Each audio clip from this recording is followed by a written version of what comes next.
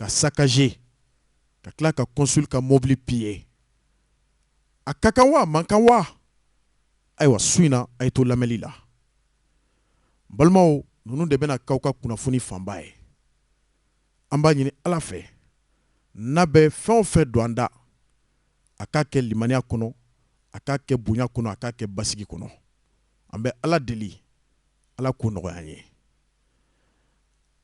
yanni an ka don M5 ka kunu meeting kɔnɔ an bɛ don sujet min kɔnɔ an t'a décortiquer mais juste pour vous informer o ye kibaruya jumɛn ye Amadu Aya Sanogo aw bɛɛ b'a dɔn san 2012 fangaparo min kɛra an ka jamana kɔnɔ CNRDRE Comité national pour le redressement de la démocratie au Mali. Amadou Aya Sanogo tun ye o ɲɛmɔgɔ ye après le coup d'état ɲɛmɔgɔya dira ale ma o événement kelenw kɔnɔna na a yera k'a fɔ incident dɔ produira Bré-Rouge ni Bré-Vert cɛ min kɛra sababu ye bi n'a kibaruya bɛɛ bolila kosɛbɛ dugu kɔnɔ ka yira k'a fɔ Amadou Aya Sanogo ko Bré-Rouge dɔw bɛ yen u ja yira la télévision nationale la après du coup u tilala ka tunu mɔgɔw la ko ɲininkali bɛ kɛ u taara min même si Amadou Aya est présumé quand on dit présumé o b'a yira k'a fɔ i bɛ kuma ka danto walima i bɛ kuma k'i tɔ to voilà o de y'a kɛ bisigi min bonyana ale kan ani a nɔfɛmɔgɔw o kɛra sababu ye fanga ka lasigiden min bɛ yen ale ka u placer en détention provisoire o détention provisoire de tilala ka janya ka taa fo ni ma fili san 7 la o san 7 kɔfɛ laɲini kɔfɛ après des multitudes de reports Amadou Aya Sanogo nana bila mise en liberté la ka bɛn février kalo san 2020 ma ni ma fili an b'o san 1 na bi maintenant Aya bɛ bila don min na ka fiɲɛbɔda d'a ma a n'a tɔw ma Seba Jara Amadou Aya Bulɔnkɔrɔ Samake ninnu u bilala ni kan jumɛn ye sariya la ni mɔgɔ minɛra ka don kaso la wagati dɔ b'i bolo wagati min na ni i kan ka fiɲɛbɔda ɲini n'a bɛ fɔ a ma ko liberté provisoire. C'est pourquoi on a dit à toute étape de la procédure mɔgɔ min bɛ détention provisoire la a bɛ se ka liberté provisoire ɲini pour que ka bɔ maintenant o liberté provisoire min fana kan ka ɲini ka bɔ dan de fana b'o la ni tɛmɛna san 3 kan e ni kasoladon man kan bilen i kan ka bila ka taa avant le jour du jugement. D'abord mɔgɔ ka minɛ ka bila détention na o kan ka kɛ exception de nka o man ka kɛ tagabolo ye ka fɔ ni mɔgɔ ye nin kɛ dɔrɔn a y'a minɛ aw ka bila détention na ayi ko ni kiiritigɛla y'a dɔn a tɛ se ka mɔgɔ min contrôler walima a tɛ se ka mɔgɔ min kɔlɔsi yanni a ka kiiriba don cɛ siran kama bisigi kama walasa a tigilamɔgɔ kana boli a bɛ se ka garder pour un temps bien déterminé avant de fixer n'a y'a sɔrɔ citation directe tɛ walima n'a tigi bɛ instruction na donc o n'a ɲɔgɔnnaw de la détention provisoire bɛ ɲini nka ko ni mɔgɔ dɔ nɔ minɛlen bɛ walima bisigi bonyana ka kiiri yɔrɔ la n'a dɔnna k'a fɔ mɔgɔ min don a tɛ se ka boli sariya ɲɛ a tɛ se ka boli jugement ɲɛ ko tatɔ walima o tali détention na sariya ko ko kan ka kɛ fɛn ye fɛn min ni suna de don jagoya tɛ dɛ n'a ka di ye de i b'a kɛ wa juge b'a yɛrɛ sago la a bɛ se ka kiiri boloda k'i nɔ minɛ walima k'i kɛ mɔgɔ ye mɔgɔ min bɛ bisigi kɔnɔ ka sɔrɔ a m'i bila détention na nka komi nin tun ye sujet d'assassinat de ye Donc a dalu sugu a ɲinini barika bɛ bonya a wagati Yaya Karambe ni ma fili juge d'instruction enquête mɛnna kosɛbɛ fo ka kɛ Amadu Ayaw kun kan ka wagati min kɛ détention na o nana tɛmɛ de 3 ans à 7 ans. Donc yenno sariya sosora u tun kan ka bila nka u ma bila fo san 7 de laɲini kɛlen u ka surunalidonbagaw fɛ Maître Cɛsolo Konare ko a donni a ka client bɛ bila don min na Ibrahim Jawara kelen radio Rempart la a ka ɲininkali sera Maître Cɛsolo ma an bɛ bɔ n'a kumakan ye tɛnɛn don a ko Maître Cɛsolo i ka client bilalen min filɛ nin ye nin bɛna k'a bannen wa a ko nin y'a bannen pewu ko foyi tɛ yen bilen ko kiri banna Maître Cɛsolo Konare ko ten mɔgɔ min bɛ bila liberté provisoire la n'o ka surunalidonbaga ko kiri banna a kiri dun banna e ni plaignant ma bɛn a kan ça veut dire que n'i ye kiri kurakurayalen tuguni ka fɔ kalo in tile 25 ko Amadu Aya Sanogo ka kiri bɛ daminɛ kiri jumɛn don ko Breroge minnu bɛ yen n'u tununa walima mɔgɔ wɛrɛ minnu bɛ yen ni u fagara fagacogo la hakili tɛ sɔn min ma u y'a kɛ wa u ma kɛ wa o ye sariyatigiw ka baara ye o t'anw ka kuma ye donc Alamusa don n'o bɛ bɛn kalo in tile 25 ma Amadu Aya Sanogo a n'a tɔɲɔgɔnw u ka kiri n'a bɛ fɔ a ma ko jugement de fond u kan ka boloda an bɛ dugawu kɛ Ala ka a latɛmɛ basigi kɔnɔ o tun ye kibaruya fɔlɔ ye an tɛ don a kɔnɔ a tɛ tɛrɛmɛ bi nka lundi wɛrɛ ni Ala sɔnna ma après le 25 le jeudi le lundi Maître Cɛsolo an bɛ fɛrɛ kɛ k'a yɛrɛ wele a kana plateau kan à défaut de ça Maître Bouakar Soumaré n'o ye ne yɛrɛ ka avocat ye o ye Amadu Aya fana ka avocat ye an b'a fana wele ka na ka d'a kan avocat minnu tun bɛ yen ceux qui se sont constitués avocats comment dirais des détenus ale tun b'a la donc an bɛ nin dossier dayɛlɛ lundi nata nka ka da u tulo kan dɔrɔn pour toute d'information kiri bolodalen don ka bɛn Alamusa nata ma Ala ka ɲuman tɛmɛ an balimaw an bɛ don M5 kɔnɔ M5 ye kulu jumɛn ye n b'a fɔ aw ye sisan aw b'a faamu mɔgɔw b'a mɛn M5 a kulu bɛ don dɔ de tɔgɔ fɔ wa a bɛ don dɔ de kofɔ le mouvement du 5 juin o kɔrɔ ye di bɔli dɔ de kɛra laɲini dɔ kɔfɛ kulu 3 farala ɲɔgɔn kan a kulu 3 ye kulu jumɛnw ye a fɔlɔ o ye CEMASI ye coordination des mouvements et associations de sympathisants Issa Kaujim ale de ye CEMASI engagé en tant que coordinateur a donni kelen tile ma a kulu 2nan tun ye EMK ye o kulu ɲɛmɔgɔ ye Cheikh Umar Sissogo ye a kulu 3nan ye FSD ye Choguel Kogola Maïga président par intérim ninnu 3 de jɛra k'u bolo di ɲɔgɔn ma ka yira k'a fɔ jamana bɛ cogo min na a tɛ se ka to nin kan nka kulu kelen tun b'a kulu la EMK ka laɲini tun tɛ dɔwɛrɛ ye o tun ye ka 4ème république de fonder donc i dun tɛ se ka 4ème république fonder ka 3ème république to yen donc automatiquement président min bɛ en cours d'exercice soit a bɛ gɛn soit a bɛ minɛ ka don kaso la soit coup d'état bɛ k'a la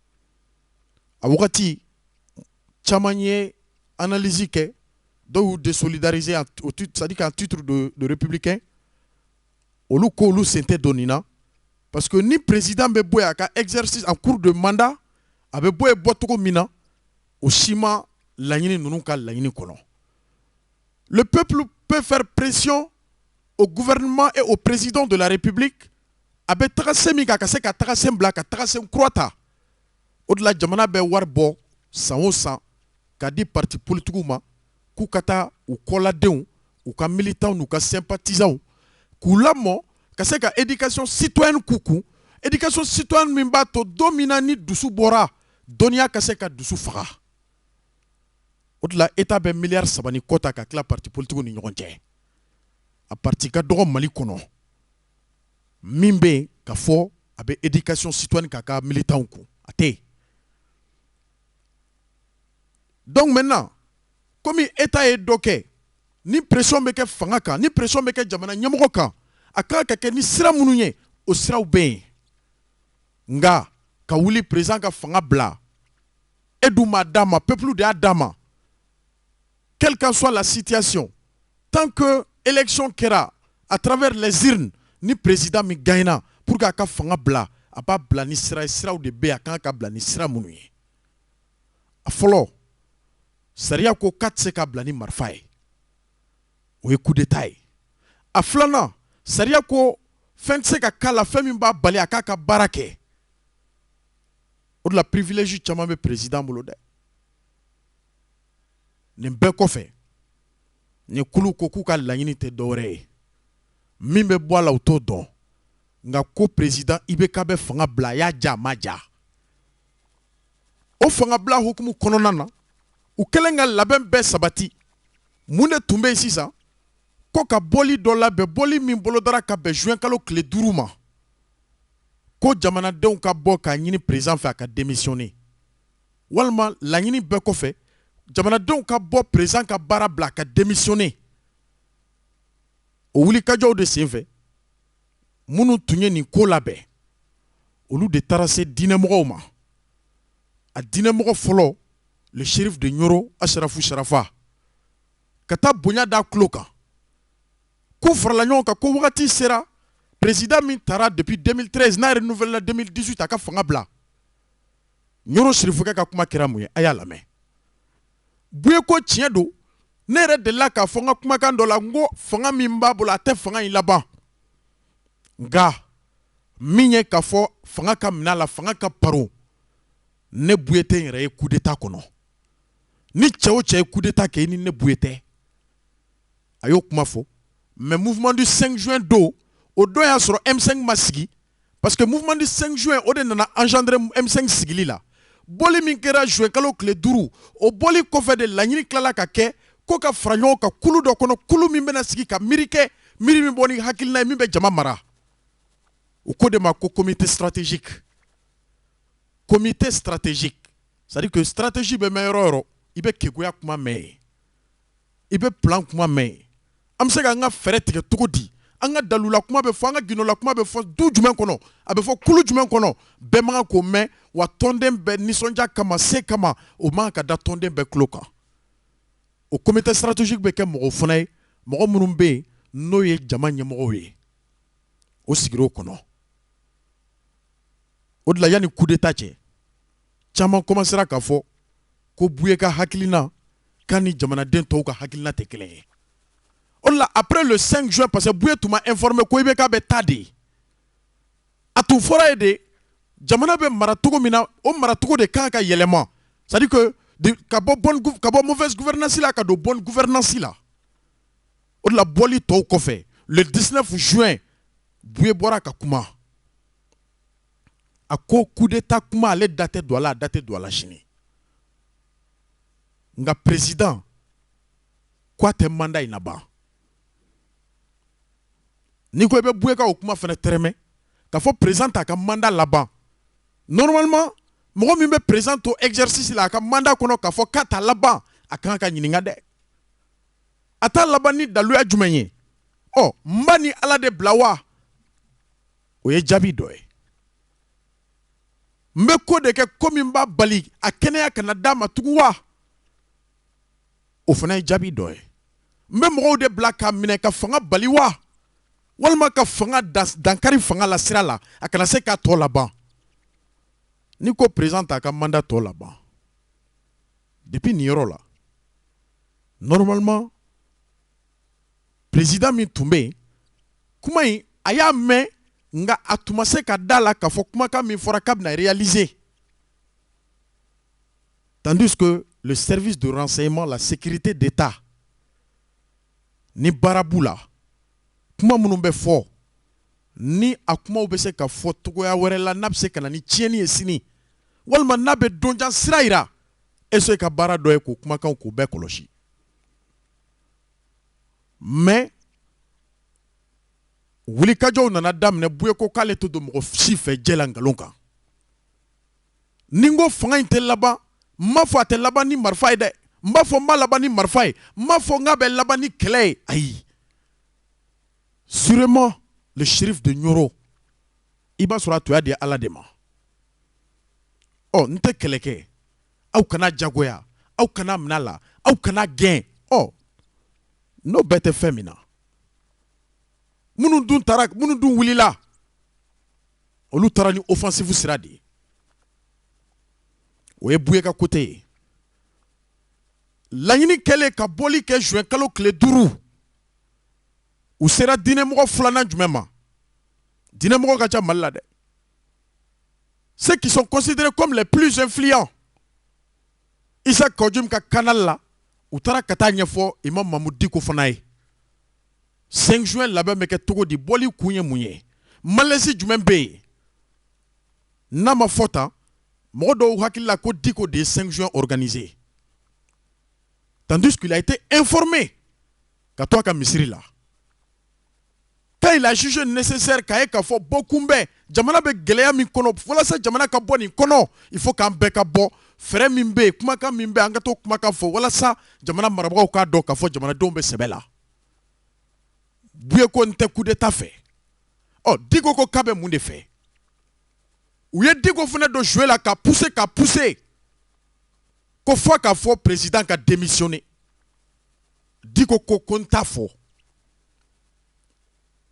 ka da ka bɛn ŋaniya tɛ kelen ni jama cayara dɔw hakili la président bɛ bɔ yen ne bɛ n sigi jɔyɔrɔ ɲininaw b'a la naɲininaw b'a la a bɛɛ b'a la a ko n bɛ se ka min fɔ président ye en tant que leader incontestable du mouvement n bɛ se k'a fɔ n kɔrɔkɛ de n k'a ka peuple lamɛn a ka jamanadenw lamɛn n'a ye peuple lamɛn i b'a sɔrɔ n kɔrɔkɛ tun hakili la k'a fɔ se dɔ b'a ye i b'a sɔrɔ o se t'a ye en écoutant le peuple. Mon grand frère pouvait avoir beaucoup d'éclaircissements. Diko ka kuma bɛɛ clair a kɛra nin de ye a ko n kɔrɔ jamanadenw lamɛn u ye ɲɔgɔn sɔrɔ Musa Tarawele bara don min na avant le 19 juin 5 juin kɔfɛ Ala ka hinɛ a la Choguel bɛ girin na ko ka mouvement comité sigi ka comité kɛ comité stratégique ye ka tɔn tɔgɔ kɛ mouvement M5 RFP le mouvement du 5 juin ko front pour le rassemblement populaire ou quoi oh au mouvement min sigira Buye ma don M5 kɔnɔ comité stratégique kɔnɔ kelen l'imam Diko k'a fɔ Diko y'a ɲini ka don M5 kɔnɔ a ma deli ka kɛ a ko ne ye alimami de ye ne bɛ seli de kɛ n bɛ prière de diriger pendant 40 ans san 40 ne bɛ seli ni mɔgɔw ye ne ka baara y'o de ye minnu taara fara ɲɔgɔn kan ko comité stratégique u ka comité stratégique hakilina dɔ taara kɛ mun ye ko ka Imam Mamud Diko ta ko k'o kɛ autorité morale ye autorité morale kɔrɔ ye di mɔgɔ min bɛ yen tɔn hinɛmayɔrɔ walima tɔn miiriyayɔrɔ tɔn ladiliyɔrɔ tɔn yɔrɔ min na ni hakilina kan ka yira mɔgɔw la min bɛ na ni basigi ni sabali ni muɲu ye ko ka mɔgɔ dɔ bila ye mɔgɔ min ni bɛɛ ka bonya b'a kan partout on parle du moral on parle de responsabilité donc pour eux olu yɛrɛ bɛɛ bɛnnen don a kan ko Diko ye mɔgɔ min kan ka bonya wa mɔgɔba don pourquoi Nioro Sirifukɛ ma kɛ autorité morale ye parce que u ka laɲini tun ye mun ye Buye ko k'a tɛ don la Buye kɔnna ka déclaration kɛ Diko min kɛra autorité morale ye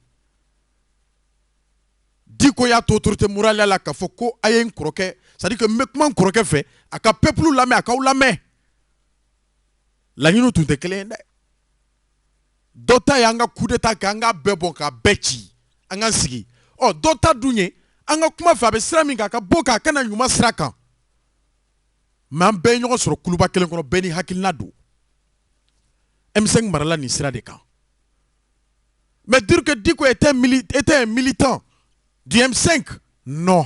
Ama delika ke. Ola M5 ko wakati. Fitri chama sella Diko ka sode. Imam Bafo salam alaikum. Comité stratégique président be fen fole me fo Fatia Jukoro ayam benaninga anga ninke ni ne kan ka ke jama ko ka ninke e hakil na e munye. Au comité stratégique président kelen klala ka bona kuma ye après le coup d'état. Coup d'état be ke dominant. Ay ñiningali ke. La délicat jumɛn de ma kɛ o la Goodluck Jonathan naona abe M5 reçoit a dana n'a bɔra hôtel Sheraton na abe Diko reçoit a dana parce que mɔgɔ fila hakilina fila doko a ka ci ka bɔ yen bɛɛ k'a yɛrɛ sɔrɔ doko ayi a bɛ se ka dilan nka a tɛ se ka dilan tant que an ma sigi ka ɲɔgɔn lamɛn ni mɔgɔ tun bɛ i bɛ k'a ka régime sauver Diko de b'a sauver. Malheureusement, le grand frère a refusé d'écouter son peuple. Oh, ni dɔgɔkɛ ko k'i ka lamɛnli kɛ i ma lamɛnli kɛ n'a bɔnna i man ka jigin dɔgɔkɛ la dɛ. Normalement a bɔnnen minnu tun ka laɲini ye a bɛɛ ka bɔn anw ka jɔyɔrɔ sɔrɔ a bɛɛ ka bɔn anw ka sigi. Oh, komi a bɛɛ bɔnna min ko ko ayi ko ne ka laɲini tɛ bɔnni ye nka ne miiriya fanba bɛ taa mun kan o ye ɲɔgɔn lamɛn ye. Oh, komi bɔnni kɛra min dun ta kɛra a ye ɲɔgɔn lamɛn. Oh, o man kan ka lamɛn dɛ. Ka d'a kan o ka hakilina o tun ye min ye c'était contraire à la vision, c'est-à-dire que du comité stratégique. Coup d'état kɛlen min ko n kɔrɔkɛ jama lamɛn o kelen tilala ka bɔ k'a fɔ peuple ye a ko ne yɛrɛ ka laɲini tun tɛ a ka kɛ tan o de ye hɔrɔnya ye. N y'a fɔ yanni i ka bin wa i binnen fana n bɛ bɔ k'a fɔ n ka laɲini tun tɛ a ka kɛ tan. A bɛ tɛmɛ nin kan a n'aucun moment n ma deli k'a fɔ mɔgɔ ye n ko k'i ka fanga bin. Le 19 juin peuple ka bɔ ko filanan ka na boulevard kan a sanctionnera ni mun ye meeting daminɛra laɲiniba kelen de tun bɛ yen ko peuple ka yɛlɛ kuluba ka taa lettre de démission du président ma. Maintenant, est-ce que peuple ka yɛlɛ ni kuluba a tun bɛ se ka kɛ ten wa? Est-ce que peuple tun labɛnnen don wa? Est-ce que président min tun labɛnnen bɛ ka papier minɛ peuple ka laɲini kɔnɔ est-ce que président tun b'a kalama ko peuple bɛ nalen wa? Donc fɛn fila don. Ni peuple tun taara kuluba le président allait faire parler les armes. Président ka force tun bɛ kɛ mun ye o tun ye marifa ye. Ni arme tun kumana don jama bolo lankolon on allait compter des centaines de morts dans les rues de Bamako. John de Obale a do. C'est le petit frère du grand frère. L'autorité morale a do a y'a ka mɔgɔbaya yira a ko jama n'a dusu jama n'a hakili jama n'a ka laɲini a bɛɛ dɔnnen don mɔgɔw tɔɔrɔlen don ka se yɔrɔ min na an b'a kalama nka a ye taa so ala kama a ye taa so. O ye autorité morale de ye mais a donni kelen tile ma les 18 millions d'habitants John de ma autorité morale mangan mɛn ko mɔgɔw ka taa so parce qu'il est un imam a y'a ka imam rôle de jouer l'apaisement. Oh, o kɛra don min na Malien ko k'a ɲinɛ n'o fana kɔ bi. Après le 19 juin o y'a sɔrɔ comité stratégique sigira M5 RFP sigira le 19. C'est-à-dire qu'avant le 19 juin, mais le 5 juin, comité stratégique tun tɛ yen, il n'y avait pas le M5. Mais a wagati min na Choguel Kokala bɛ terrain kan wagati mina Moutaga be terrain kan avec un gaz lacrymogène bravé wagati mina jikala me ka ke Singo ani Cheikh Oumar Sissoko ka Bamako kono jonu de tun bɛ président kɛrɛfɛ ta kanu lamɛn ko c'est des révoltés c'est des aigris de la société ko taɲininaw do jɔn de tun do aw ni ne n b'a fɛ su in na intro don dɛ an bɛ continuer sisan mɔgɔ min tun bɛ président kɛrɛfɛ n'a tun bɛ kuma a fa filaw ma ka to IBK kɛrɛfɛ a ka laɲini tun ye mun ye n fa ni n baw aw ka fara ne kan an k'a lamɛn bani. A kɛra halaki n'aw ma boli joona ka taa yafa deli ɲoro aw ta tiɲɛlen de filɛ de koyi danga ka bɔ k'aw bɛ taa président gɛn ka laban ka t'o kɛ Zayiruwa dɔ ye ne de t'a la ko danga min bɛ nin bɔ quoi au peuple malien Mamadou Diko yɛrɛ y'a fɔ cogo min yɔrɔ sirifikɛ b'a sen bɔ ko jumɛn na ko barika bɛ y'o la Zayiruwa dɔ aw kɛrɛ bɛ jɔ tile fila in na n'Ala sɔnna ma a kɛra halaki n'aw ma boli joona ka taa yafa deli ɲoro aw ta tiɲɛlen de filɛ de koyi danga ka bɔ k'aw bɛ taa président gɛn ka laban ka t'o kɛ Zayiruwa dɔ ye ne de t'a la ko danga min bɛ nin bɔ quoi au peuple malien. Balimaw a bɛ fɔ nin de ma ko Abdul Niang nin wagati a ko halaki ni danga mɔgɔ min dun b'i fa bɔ ni fa fila wulila ka laɲini dɔ ɲini den k'a fɔ ko danga i fa fila ma d'abord anw ka jamana tabiya t'o ye maintenant munna danga ni tatiɲɛ fɔra parce que pour lui a tun sɛmɛnen bɛ fɛn min na o de ka girin danga ni tatiɲɛ fɔra minnu ma ko danga ni tatiɲɛ k'u wulilen don k'u bɛ président gɛn a danga ni tatiɲɛ na Diko tɛ dɛ ka d'a kan Diko ka laɲini tun tɛ président ka gɛn minnu tun ko président ka gɛn o ye jɔnniw ye olu kan k'u yɛrɛ ye bi danga ni tatiɲɛ kɔnɔ a ma dogo dɛ a fɔra publiquement n'a fɔra o kulu kelen kɔnɔ min ko tatiɲɛ min ko danga ko tigi kelen tilala ka yɛlɛma ka k'o tɔn kelen kɔnɔ mɔgɔ ye a dun bɛ fɔla ko M5 tɛ yen ka d'a kan M5 tun composé don ni mɔgɔ o mɔgɔ ye les 80% a bɛɛ bɛ kɛnɛ ma bi o de la émission daminɛ n y'a fɔ n ko M5 panache Coca ni Fanta ni gulɔ ka bɛɛ ɲagami ɲɔgɔn na Ala dɔrɔn de b'a dɔn i b'o min n'i bɛ se i da la nin de ye bi M5 ye maintenant u ka laɲini dɔ ye mun ye ko imam y'u janfa imam y'aw janfa mun na peuple bɛ bɔ don min na fɛn kelen de tun fɔra o de tun ye mot d'ordre ye faire partir le président IBK ka taa ka bɔ yen laɲini tun y'o ye mais seule l'autorité morale et quelques-uns et le shérif de Nioro olu de tun t'o logique kɔnɔ nka o ma to an k'u mara kɔnɔ o de la kabini président taara u yɛrɛ ko ten Moutaga bɛ kuma su in na a ko kabini kalo 4 nin y'an ka ɲɔgɔn kunbɛba fɔlɔ de ye mais Moutaga ye ɲɔgɔn kunbɛ kɛ ni jɔn ni jɔn ye la déception kabini Ala k'an d'an ma ni ɲɔgɔn ye Bala Faseke ka so kulu palais de la culture la o palais de la culture kunu a ko palais fan bɛɛ tun ye wo ye et puis jɔn ni jɔn don M5 kelen tun bɛ palais fa n'a y'a sɔrɔ autorité morale b'a la autorité morale kelen bɛ palais fa nka n'i y'a ye autorité morale ma taa palais kɔnɔ ça veut dire k'a ta kun tɛ ça n'a pas de sens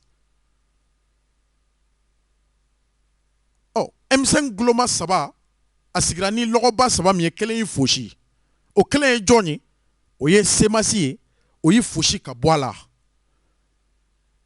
a dun fɔra n ye ko jama bɛ fara ɲɔgɔn kan don min na ko jama kɛmɛ o kɛmɛ ko 80 tun ye imam Diko ka mɔgɔw ye o fɔra an ye yan jɔn y'o fɔ minnu banna bi k'u tɛ M5 suit kunu n'olu de bɛ kaso la olu kelenw de y'o fɔ an ye kunu ko jama kɛmɛ o kɛmɛ ko 80 ye Diko ta ye n'a fɔra k'olu mɔgɔ kelenw de tilala ka na ko M5 an k'an tɛgɛ di ɲɔgɔn ma mɔgɔw ka ɲɛ a kɛra denmisɛnninw ka Alexis Jo ye Roki Jek Manjek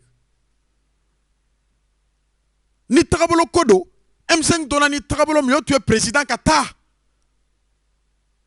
ni fanga kɔlɔsili don si c'est contrôler les actions du gouvernement FSD a été ko Choguel ka FSD définition fɔ aw ye Front pour la sauvegarde de la démocratie pourquoi tɛ FSD déclenché bi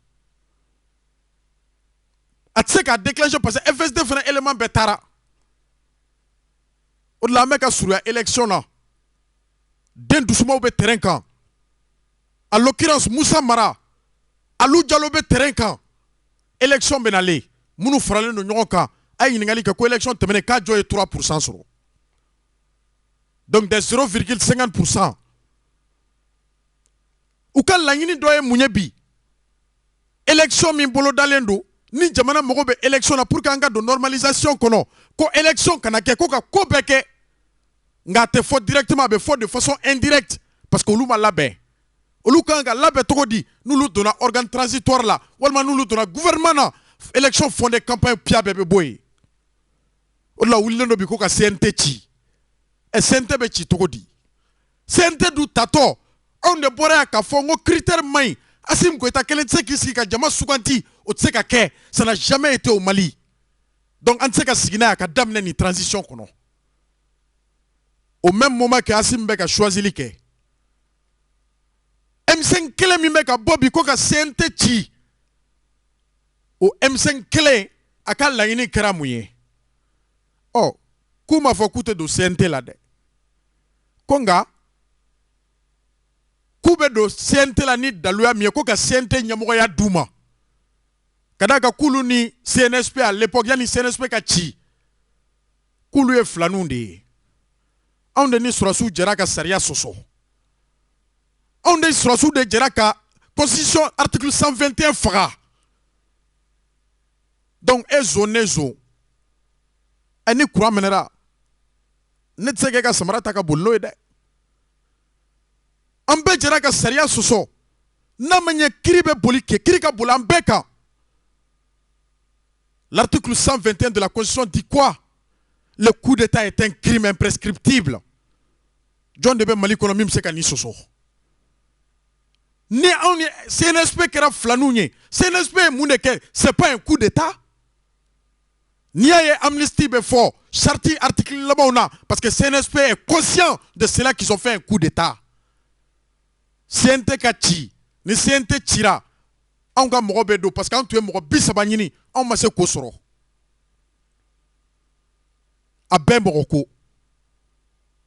mɔgɔ ko Mali ko kelen a t'a la anw bɛ se ka jɔyɔrɔ sɔrɔ cogo di anw bɛ don dɔ ka bɔ dɔ ka don ayi malheureusement le train est plus rapide pour ça anw bɛ bolila élection de kɔ nka anw tɛ bolila jɔyɔrɔ kɔ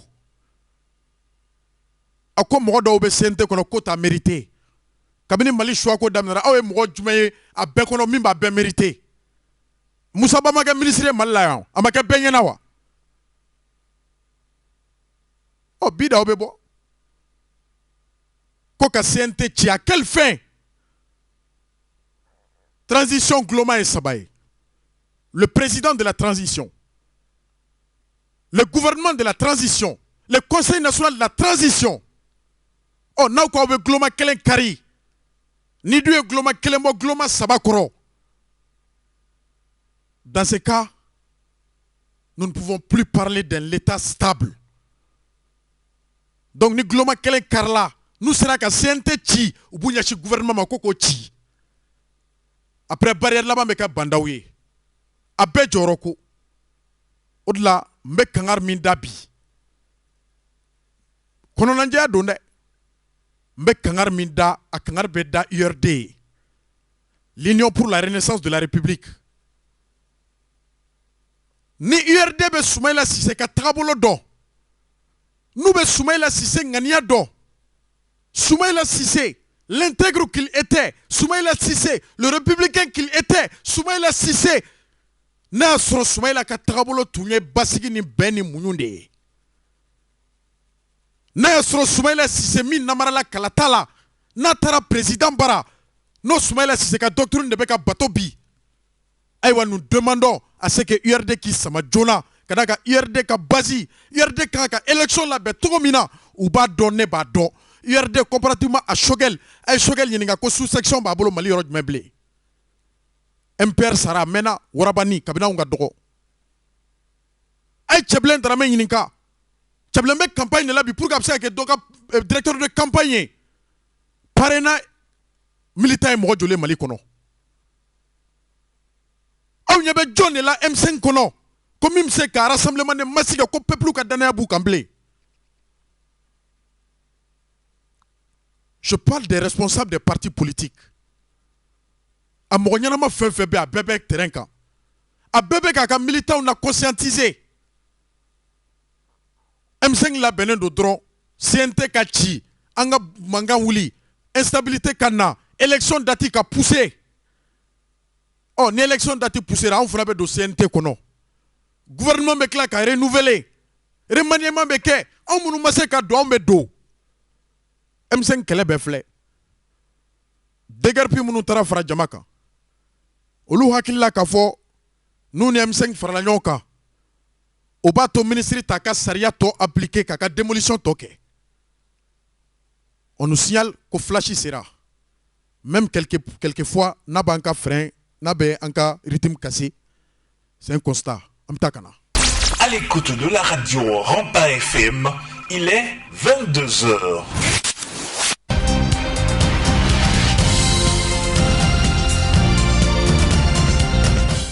Merci de votre fidélité. Bienvenue dans ce bulletin d'information.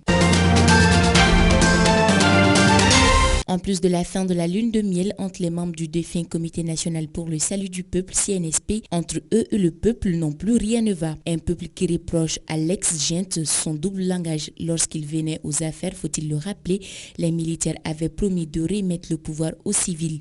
Le président de la transition, lui aussi lors de son investiture, on se souvient, avait insisté sur l'ouverture de poursuites judiciaires contre les brebis galeuses. 5 ans après, le constat est amer et désespérant. Le président de la transition Bandao et ses enfants ont changé de langage. Aucune poursuite contre les délinquants financiers du régime de faim n'est à l'ordre du jour. Pire, des promotions sont accordées sans qu'on ne sache comment ni pourquoi. Et la goutte d'eau qui a débordé le vase est la composition des membres du gouvernement et du CNT. Plus de 300 millions de francs CFA, c'est le montant de la redevance eau annulée cette année pour certains agriculteurs dans certaines zones d'insécurité du cercle de Nyono dans la région de Ségou. Cette annonce a été faite ce vendredi 19 février au cours d'une rencontre avec le président directeur général de l'Office du Niger à Nyono. Selon les responsables de la structure, ce dégrèvement permet à 80 000 exploitations familiales de bénéficier de cette action. À noter que cette annulation est due aux difficultés rencontrées par les paysans dont l'insécurité, les inondations et les maladies du riz. L'actualité, c'est aussi hors de nos frontières. L'ambassadeur d'Italie à Kinshasa, en aire de Congo, a été tué par balle ainsi que 2 autres personnes qui l'accompagnaient. En visite près de Goma, dans l'est du pays, le convoi des Nations Unies qui l'accompagnait, Luca Antanasio, a été la cible d'une attaque ce lundi 22 février 2021. Un militaire italien ainsi que leur chauffeur font partie des victimes. Rappelons que le diplomate italien était en poste en aire de Congo depuis octobre 2019. Voilà, c'est tout pour ce flash d'information. À la présentation Nyang Bazamili, mise en onde Tchekore Traoré.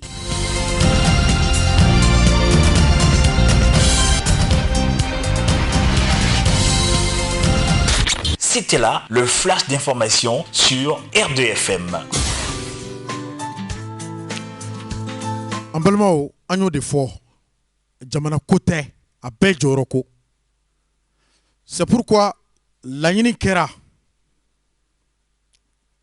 Ouatimina, Imam Mahmoud Diko,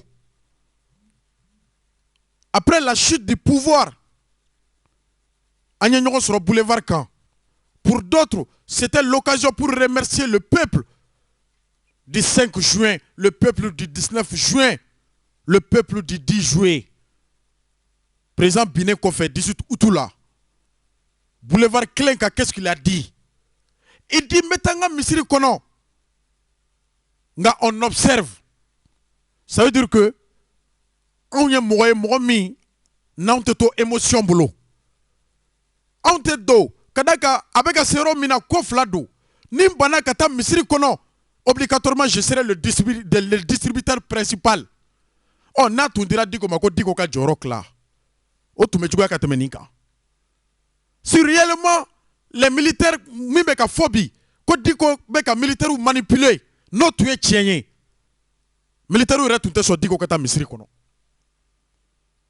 Oh, na tu dira dit qu'on m'a bien kaka CNT choisi au lieu de Assimi Goïta. Les 121 membres, oh, qu'on dit qu'on souganti. Fin tu me phobie, minka juguna be. Chama tungo ko aiko arrête de nyebe joro la. Donc il vise avec un primature visé. Donc il veut être l'ambassadeur. Donc il veut être médiateur de la République. Aïe bêta toi kono. Mo kele munumbe ka phobie. Ko di ko taraka misiri la ko de ato kabe fo kaya njanfa. E metanga misiri la. Etra no fe dominant tumbo misiri kele ne kono. E hakilla ka fo fewre ka bo abolo katema misiri kawa. Ni jamana kuma be fo obena alako kofe. Un religieux reste toujours un religieux. Peu importe les dits. À quoi betaka misiri kono? Abeta dominant. Est-ce qu'il y a dogo katawa? Peuple du Mali. Nous nous posons la question. N'a sur dit quoi dogo katadi. Abeta dominant kombe sigi misiri la. Aunine. Anga franyonga anga lame. Aba fo domina. Jama famba ko kaka nata nga akwa beta misiri la aya lame. Nyafo mesigata. Munyala kono. Ne hakala ka ko alhamdulillah ngata ngamin ke yang plasi ngon la ne ta mangala.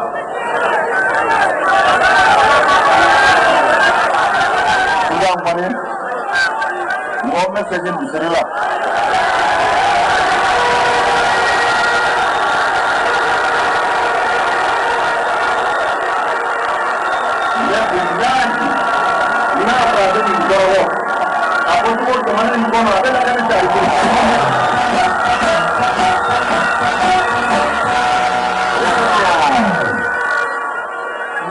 Bismillah. Mana korodu. Nya ko mesgata. Wallahi ngene ngolina. Koi kala doro la kone hakili bula.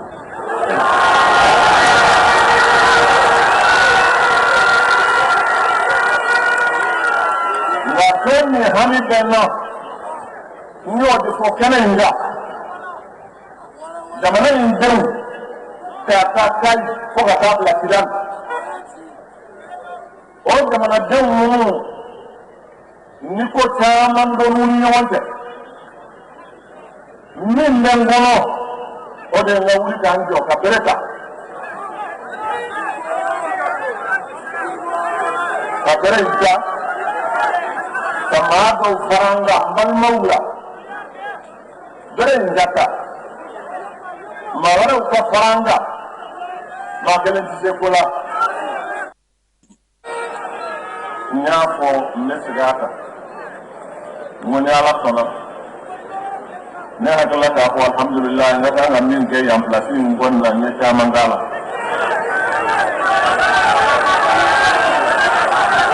Sudah mani. Message misiri la.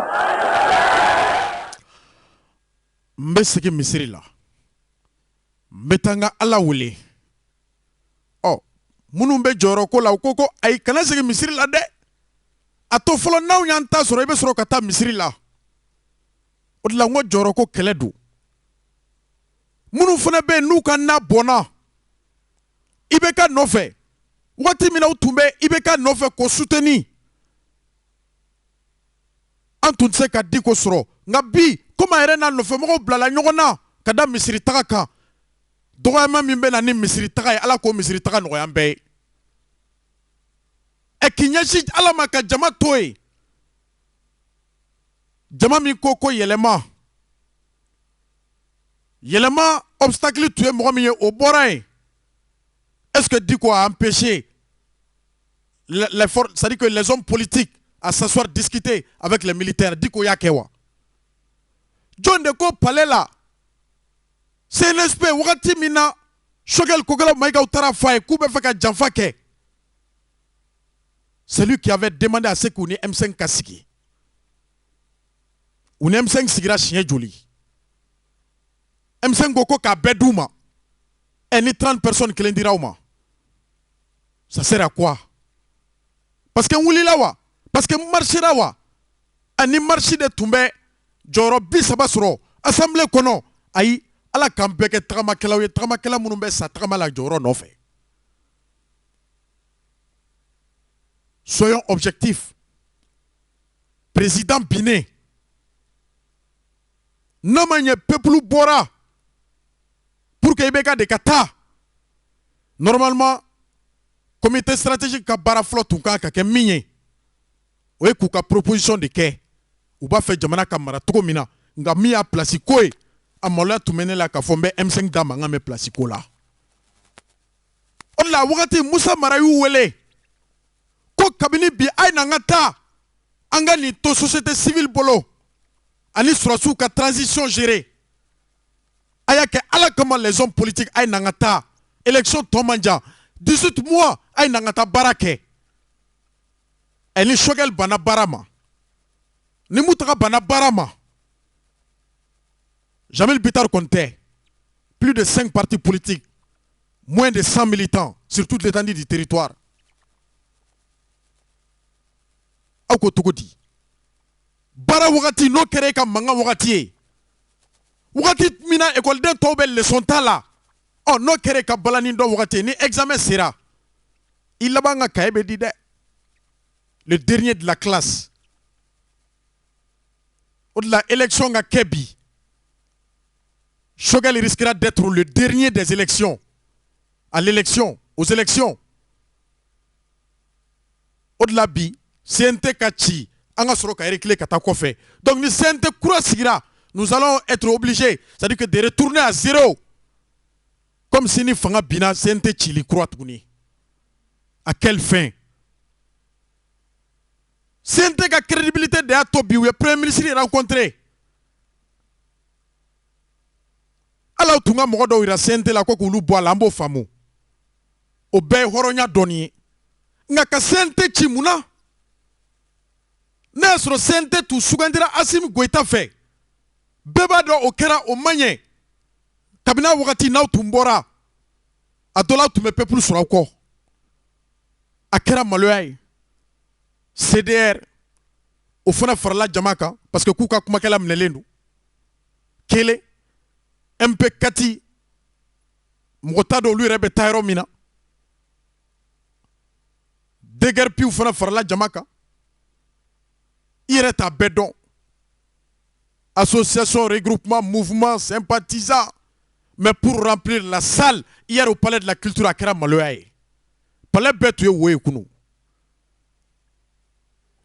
Intervenant be Kumala Eko be Kumala Et Solangolo Minente somi kono aniko ho ibi ere manga me so tolla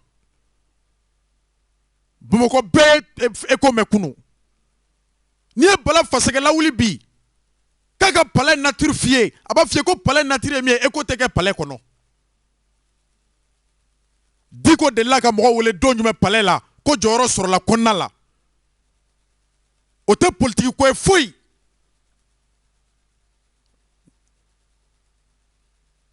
de là qu'a dit que donc me kay paleta comme micro masiri fo gitronda là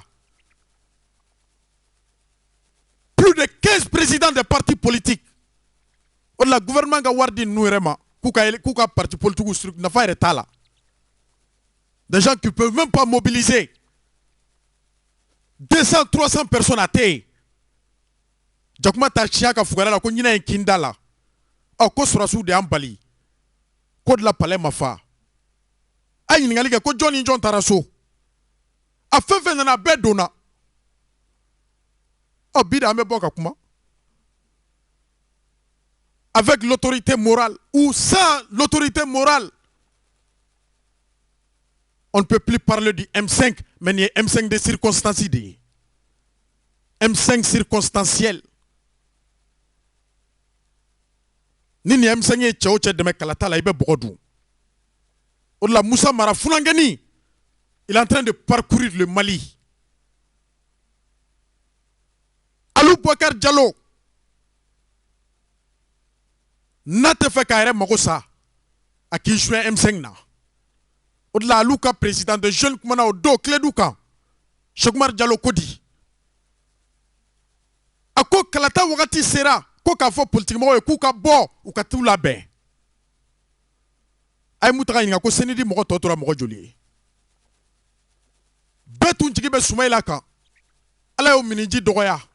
Maintenant comme mogo te ambe beta miko aïssa nga mangange. Nous sommes des républicains, des démocrates. On met kalata de nini. Kalakata. Jamana ka sigi. Normalisation kono. Tchao tchabe kalata no fait. Transition ekbu kaiwa maiwo. Nous leur soutenons pour que kase kuka barake kasa dana. Na tiena domina na manye domina me boko fene fo. M5 proposition du mec transition yi. Ni posu nyinite. Est-ce que M5 fait de retour de Kewa? Ou c'est que mi exigé meeting Bekera comme il dégage pour tout me fin se ka fo ko ayi ko mo mu ka ro chira ko ro ere tuma ka duma o dégage pi ayo mede ko yoro tuma ka dauma ni ame ba fo nga yoro chira. Ko tumanga ka sigiyera au berom nade ça veut dire ka oni yesigile manka. Et pourtant il y avait des déguerpis hier au palais de la culture. Ni kuma kan kelendro. Oh, déguerpis fana kan ka min ke ça. Olu no sidon. Ça veut dire que n'entra di nyanga du no fait. Ça veut dire que nan signa ka tala ma sangare no fait. L'État va leur exiger à ce que ces gens-là retirent les documents qu'ils ont attribués aux occupants illicites qui occupent aujourd'hui la zone aéroportière. Nantaradama non fait, document est retiré. Ni fora yoro jume kunu. M5 ka keneka. Anga franyo ka anga ta. Amena kuma di en fama. Elle était politique. Il est de la société civile. Il est dans son rôle de dénoncer durant des années à l'Ebo Barala. Bebo do Mali Konoya. Aye kuma ba flafo. Barka be kuma nuna de. Aka kuma folo. Ako corruption de Mali Saria Faka. Oh, Bebo do. Kabini démocratie fanga nana. Kabini yurukuruku nana. Kabini surafe nana sariya ko bana Mali kono. Aflana akodi. Ako jongwala tiena. Ali na ya sura ansera ka sal clanche de fa. Oh, munumbala ka fo ko anye salfa. Ni kuma ma fora par kande ni fora palais de kono kunu. Ça veut dire ka usera ka sal moitié ke. Sal toto la sanfela tola. Au-delà autorité morale wasara kunu. Diko wasara.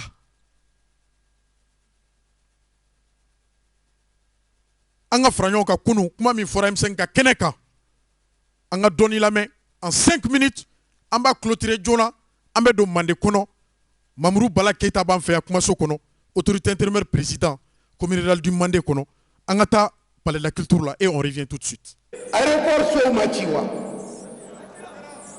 Mais a digira ci bagaw la ne tun ko ye ngu kana jongo dondo la be ci mais ka fo a ci li diara nya wote de ne tun ba fe u kana jodi mais jonya di maire minnu y'a di u bɛ min u bɛ si u ka so olu ye mun kɛ u ye surɔfɛnw de minɛ munna u tɛ minɛ an de sera Bamako Adama Sangare kelen na a ye Mali bɛɛ feere a b'a ka so an de sera Komanaw na Ibrahim Sila a ye Mali bɛɛ feere a b'a ka so mais surɔfɛn de ye nin bɛɛ ye n'o tɛ Adi bɛ se jɔn na to fanga la Adi Ɲangadon u bɛ se jɔn na to fanga la munna u bɛ taa wali dugukolow ta parce que u dalen b'u ka surɔfɛn na ko sariya tɛ fɔ surɔfɛn de ye Mali sariya faga surɔfɛn de ye Mali sariya faga dɛ o surɔfɛn kelen in de bɛ yen bi élection mun bɛ nalen a bɛ labɛn n'o ye an sigilen bɛ ka tigiw kɔnɔ minnu donna marchéw kɔnɔ ko contrôle des travaux ka miliyariw détourné n b'a dossier dɔn an bɛ bɔ n'a ye f'u k'u kun labɔ an ka élection na u k'u kun labɔ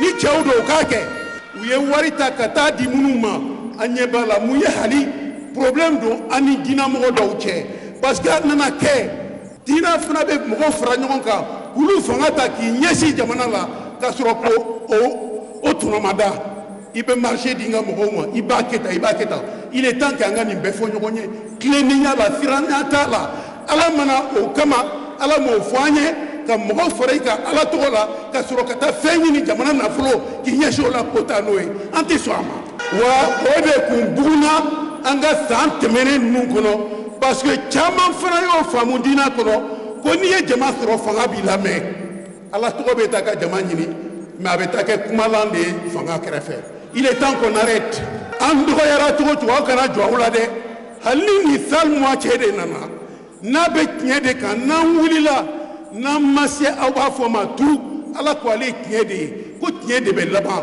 o tuma n'an bɛ tiɲɛ kan ala ka tiɲɛ bɛ laban koyi donc surɔfɛn an y'a kɛ bi o de y'a kɛ minnu ye dumuni kɛ régime passé la ko ni ma bɔra ka dɔw fɔ avion kow b'a la mɔgɔw yɛrɛ bɛ 1235 milliards fɔ peut-être ko ni ma o waati la e ma don gouvernement na n t'a dɔn o dira tuma min na ministère kelen kelen na san 3 kɔnɔ i b'i ka 40% budget di défense ma a bɛ bɛn 780 milliards de ma k'o fara 1280 kan 780 milliards par an pendant 3 ans on est 1235 tɛ kelen ye 40% du budget de chaque ministère ngo dira défense ma sɔrɔdasiw de don olu de ko k'u y'u jɛɲɔgɔnw ye frère d'armes ye kisɛ bɛ k'u faga minɛntanya fɛ équipement kɔfɛ mais ne ɲɛna u bɛ wuli o de ɲɛɲinini na wa an bɛ wuli fɛn wɛrɛ de la mais il est temps que an ka tiɲɛ fɔ ɲɔgɔn ye ninnu mɔgɔ 5 bɛ se ka na Mali kunkanko ta k'a firi a kun kan wa ça ne peut pas se faire an bɛ mun fɔ imam bɔra k'a fɔ Mali ko tɔ kɛra limaniya dɔ de ye i bɛ nin minɛ dusukun ni hakili la minnu ɲɛna ko fagali bɛ mɔgɔ bagabaga u k'a faga olu yɛrɛ bɛ sa don dɔ la yanni u ka sa fana peut-être u ka kiiri bɛ kɛ mais k'an tɛ bɔ ka kuma an ka faso kan k'i bɛ sɔrɔdasiw ni mugu labɔ k'a ci an na a ci n'i m'an bɛɛ faga e tɛ sɔrɔdasi ye il est temps k'an ka kuma o n'u m'an bɛɛ faga sɔrɔdasiw tɛ mais an bɛ sa n'an kumakan ye an da de an bɛ sa n'a ye an da an t'a to an kɔnɔ an tɛ bagabaga an tɛ sira u ni surɔfɛn minɛnaw de bɛ ɲɔgɔn bolo olu de y'u bila ka bɔ couvre-feu tuma u ye mun bila ka bɔ u ye mun kɛ Mali la k'u ye Mali ci u ma bɔ anw bolo u ye da sɔrɔ an tɔw da la ko couvre-feu don u y'olu labɔ o couvre-feu taara min a kɛra mun ye u bɛɛ tun bɛ Mali la i bɛ k'a bɛ bi don min na u bɛɛ ma bɔ wa n ko ye da sɔrɔ anw da la k'an bɛ to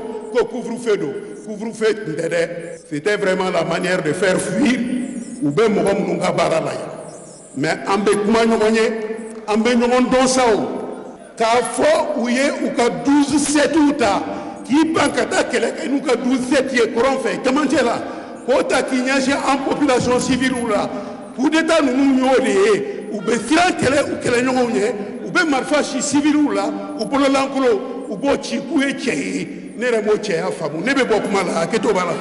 min bɛ yen bi ka jamanaden wele k'a ɲininka e yɛrɛ bolo maa min cɛ ka ɲi tɛ nafolo bɛ min bolo o tɛ e bolo jɔn ni mara ka kan jamana la e k'o fɔ an ka jamana ta k'a kalifa o tigi la an b'a fɔ o de ma kalafili n'o ye vote ni élection ye o bɛ kɛ mun na ɲuman bɛ fɛn bɛɛ la juguman bɛ fɛn bɛɛ la an k'an bolosi ɲuman ma min bɛ se k'a kɛ jamana a ti bila dingɛ kɔnɔ i n'a fɔ a caman kɛra cogo min na kɔrɔlen.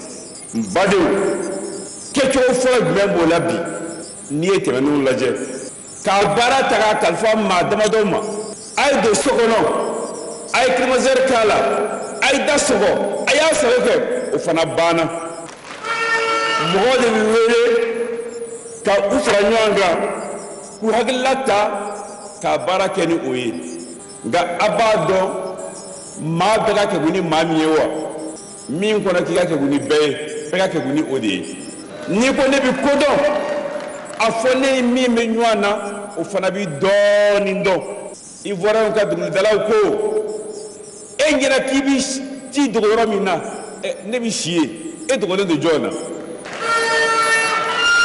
e ɲɛna dibila b'i la bɛɛ ɲɛ bɛ e la e kɔni ko maa ɲɛ t'i la jɔn wayibalen don o kɔnɔ M5 ye mun fɔ ka élection kɛ o ye wajibi ye bari marakojugu de ye Mali se an bɛ yɔrɔ min na bi élection kun ye mun ye mara ka kɛ ɲuman kan nka n'a fɔra baara bɛ taa kɛ de dogodogonin na ka yɛrɛsago kɛ ka diyaɲeko kɛ ni o banna ka ci bila tɔw ma ka kamera wele ka mikrotigiw wele aw b'u foto ta bɛɛ jɛ baara don o ye ka yɛlɛ studio kɔnɔ so ka k'i b'a boli i b'i yɛrɛ kan o min bɛ sen na M5 y'a jira k'a fɔ o de ti ɲɛ an bɛ Mali ko min na ni tiɲɛ don ni hakili wɛrɛ tɛ yen min tɛ se ka da kɛnɛ kan an ka fara ɲɔgɔn kan an ka jɛ an ka fɛnw baara o ka fisa i k'a fɔ ne bɛ kodɔn tɔw b'u ɲɛko ka yɛlɛ wali u ji min u nu fɛ min ka di ne b'o kɛ u bɛ tugu ne kɔ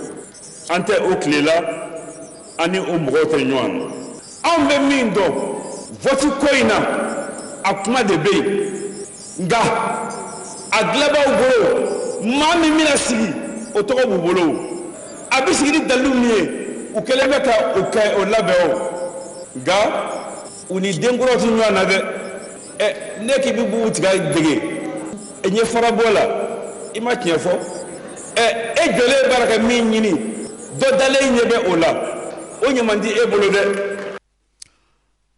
An balimaw aw bɔra ka Maître Mohamed Ali Bathily ani Muntaka Tall lamɛn.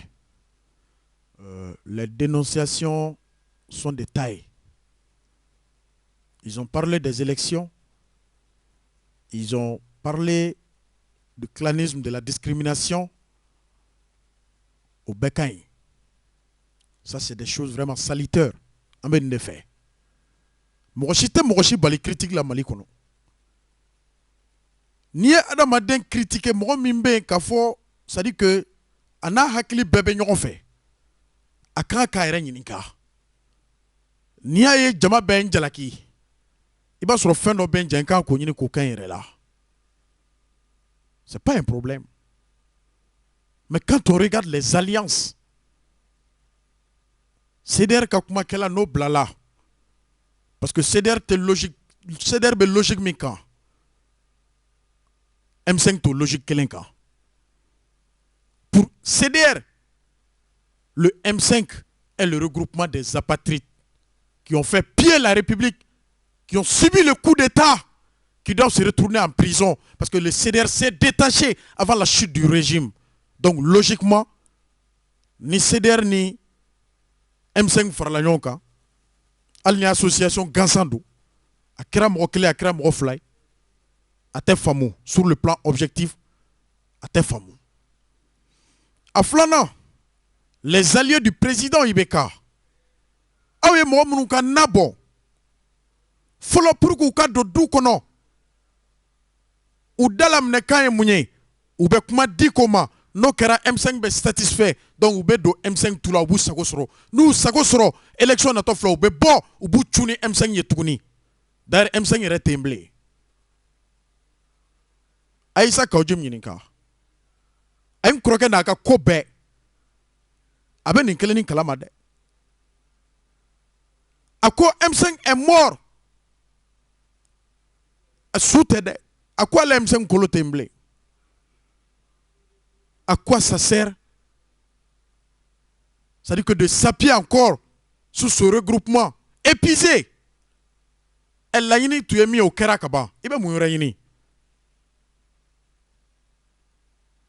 Walma avec opposition de remplacer wa. Oh non, fana do fana kain. Quand même, on n'a pas avec ce peuple moi. S'il faut dénoncer, oui, ça m'arrange. S'il faut critiquer, oui, je suis partant.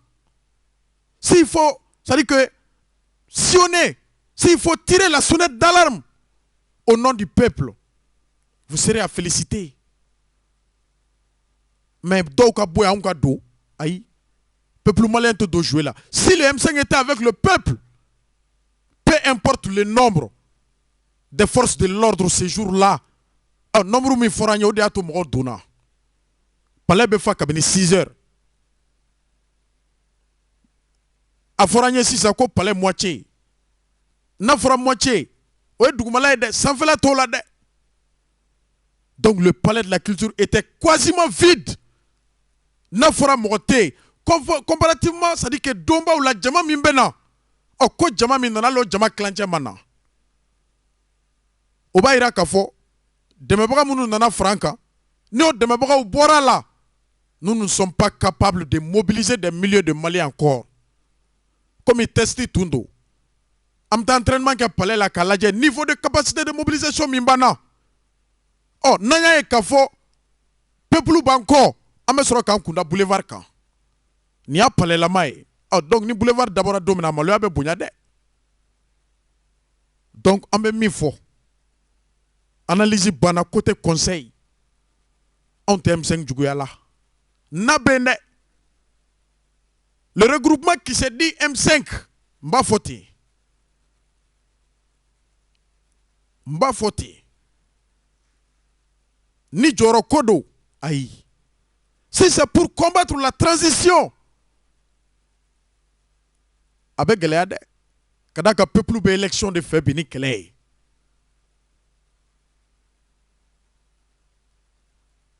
Au lieu de contrôler la gestion, au lieu de contrôler le mode de fonctionnement, comité Mounousiglen Doka, élection là-bas, Anyan de élection 2018 là ya. Alaka hine Soumaïla la, Anyan Soumaïla bo clé koro, quand on a ORTM kele. Au moment qu'on a extra la coca ORTM kele, ka transparency nati, on a candidat ka bo télé là, au wakati kele boyanto sera ka kichunanye. Donc M5 be kele continuer. Iba tche chamanya ils ont rien à perdre. Mounou association tigouye, aou yininga ko moko kemebu bola kuka labo. Si on était capable, en tout cas palais fa depuis Fadjri. Donc, Imam Diko, donc au Kabe fait M5 rejoint. Yé kabako kuma baide. M5 batani flala wakati mina Diko ma M5 rejoint bide Diko bina M5 rejoint wa. Kunu M5 de Diko rejoint. Ay chokmar sisugo nyininka, ay shokel nyininka, ay jim nyininka. M5 batani flala domina au de Serama. Et Gloma Bekarle ka douchi sans vision. Et Diko be doa kono bide wa. Manja kuma do. Amba fotoro kan yɛrɛ manja a bɛ fɛ ka faranga a bɛ fɛ ka faranga n'a bɛ faraw kan manifesti bɔra aw tɔgɔ t'a la n'a bɛ faraw kan il était l'invité de la Radio France Internationale a ye taa ka kumakan ta aw ka lamɛn Imam b'a ka misiri kɔnɔ n bɛ segin a kan a b'a ka misiri kɔnɔ nka a ka jamana b'a dusukun kɔnɔ